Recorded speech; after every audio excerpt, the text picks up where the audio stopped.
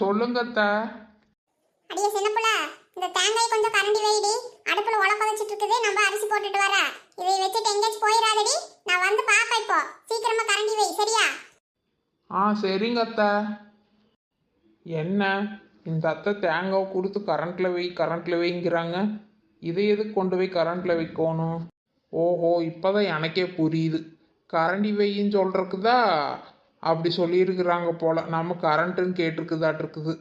சரி சரி, அத்தை சொன்ன மாதிரியே நம்ம கரண்டிடலாம். அடியே சின்ன புள்ள, என்னடி பண்ணிட்டு இருக்கற?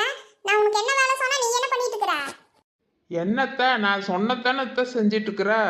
தேங்காவை கரண்டி வைக்க சொன்னீங்க, அதுதான் கரண்டிட்டு இருக்கிறேன்.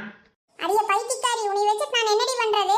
பொரியலுக்கு தேங்காய் போடணும்னு சொல்லி அப்படியே துருவ சொன்னா நீ கரண்டி வச்சிட்டு இருக்கறியா? ஏத்த இதை முதல்லயே நீங்கள் சொல்லியிருக்கலாம்ல. தேங்காவை துருவி வைன்னா நான் துருவி வைக்க போகிறேன். அதை விட்டுட்டு கரண்டுன்னா நான் கரண்டிட்டேன். போங்கத்தா.